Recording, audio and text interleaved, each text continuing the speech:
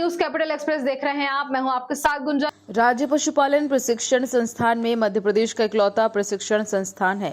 संयुक्त संचालक एस.के. तिवारी ने बताया है कि पशु चिकित्सा विभाग से संबंधित विभिन्न योजनाओं के बेहतर क्रियान्वयन के लिए मुख्य रूप से कृत्रिम गर्भाधान योजना के क्रियान्वयन के लिए मैत्रियों का प्रशिक्षण के माध्यम से डॉक्टरों का प्रशिक्षण यहां दिया जाता है। साथ ही शासन की विशेष घटक योजना के तहत विशेष कार्यक्रम के तहत जो भी प्रशिक्षण केंद्र सरकार राज्य सरकार द्वारा स्वीकृत किए जाते हैं उनका क्रियान्वयन यहां राज्य पशुपालन प्रशिक्षण संस्थान में काफी दक्षता एवं गुणवत्ता पूर्वक किया जाता है।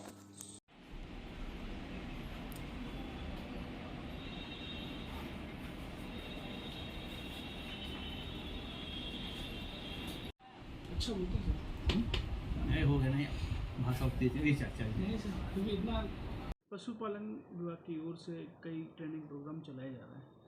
किस तरीके के ट्रेनिंग प्रोग्राम है और सर और ट्रेनिंग के बाद में जो ट्रेनिंग होते हैं वो किस तरीके से सहायता कर पाते हैं? देखिए, ये राज्य पशुपालन प्रशिक्षण संस्थान है, मध्य प्रदेश का इकलौता प्रशिक्षण संस्थान है और पशु चिकित्सा विभाग से संबंधित विभिन्न योजनाओं के बेहतर क्रियान्वयन हेतु मुख्य रूप से कृत्रिम गर्भाधान योजना के क्रियान्वयन हेतु मैत्रियों का प्रशिक्षण, AVFOज का प्रशिक्षण और रिफ्रेशर प्रशिक्षण के माध्यम से डॉक्टरों का और AVFO का प्रशिक्षण यहाँ दिया जाता है।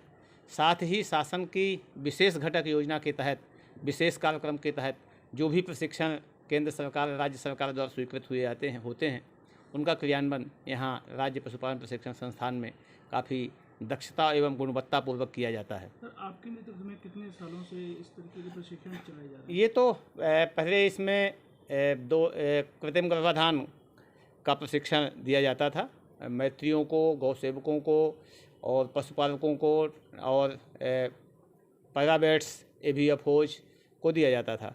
लेकिन 2017 के बाद जब इसका उन्नयन हुआ, राज्य स्तरीय पशुपालन प्रशिक्षण संस्थान स्वीकृत हुआ, तब से हमने कई ऐसे प्रशिक्षण किए हैं। अनुसूचित जाति उपयोजना के तहत कैपेसिटी बिल्डिंग, क्षमता विकास, कौशल विकास प्रशिक्षण की विशेष योजना केंद्र सरकार द्वारा सैंक्शन स्वीकृत की गई थी, जिसमें से हमें 1840 अनुसूचित जाति परिवार के लोगों को विभिन्न व्यवसाय, बकरी पालन, डेयरी पालन, मुर्गी पालन और सूअर पालन का व्यवसाय देना था। हमने उसके हिसाब से ये पूरे वर्ष प्रशिक्षण चला और मध्य प्रदेश के सभी जिलों से हितग्राहियों का जो हितग्राही संबंधित उप संचालक ने लक्ष्य के मुताबिक चयनित किया, उनका प्रशिक्षण यहाँ संपन्न हुआ। 3 दिवसीय प्रशिक्षण था, जिसमें दो दिवस यहाँ क्लासरूम ट्रेनिंग होती थी।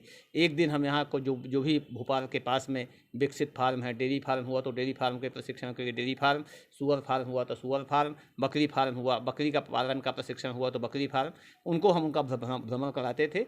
और 1840 के अगेंस्ट में हमने 1856 लोगों को प्रशिक्षित किया है और जो प्रदेश में पहली बार हुआ है और इसके पहले ऐसा प्रशिक्षण कभी नहीं हुआ। सर कितने दिन का एक तो प्रशिक्षण होता है और इसमें लगभग कितने लोगों को एक बैच में कितने लोगों को सबके प्रशिक्षण की अगर अलग अलग अवधि होती है। मैत्री प्रशिक्षण होता है तो उनको 3 महीने का प्रशिक्षण होता है। 1 महीने हम यहाँ प्रशिक्षण देते हैं और इसके बाद 2 महीने का व्यवहारिक प्रशिक्षण होता है जो अपने ज़िले में जाके जिला स्तरीय चिकित्सालय या विकास खंड के स्तरीय जो पशु चिकित्सालय होता है वहाँ प्रशिक्षण प्राप्त करते हैं। रिफ्रेशर प्रशिक्षण 5 दिवस का होता है, जिसमें AVFO या डॉक्टर और मैत्री भी आते हैं। और ये जो हमारा कौशल विकास प्रशिक्षण है ये 3 दिन का होता है।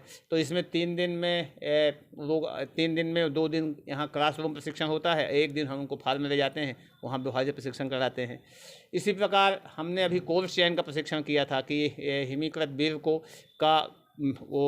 को कहना चाहिए लिक्विड नाइट्रोजन में मेंटेन करने के लिए बेहतर कोल्ड चेन कैसे मेंटेन की जाए, उसका ही प्रशिक्षण हुआ था। जिसमें हमने हर एक ज़िले से 2 आदमियों को बुलाया था। और अभी पोल्ट्री फार्मिंग का ही प्रशिक्षण होना है, जिसमें हम डॉक्टर्स को, पूरे प्रदेश के डॉक्टरों को बुलाएंगे।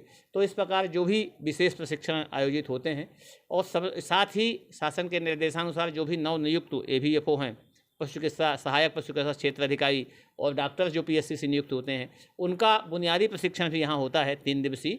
और उसमें उन्होंने विभाग में आने के बाद विभाग की क्या अपेक्षाएं हैं, जो नए आदमी विभाग में नियुक्त हुआ है वो सर्विस रोल, कंडक्ट रोल, उनके बारे में, नियम कानून उनके बारे में, उसको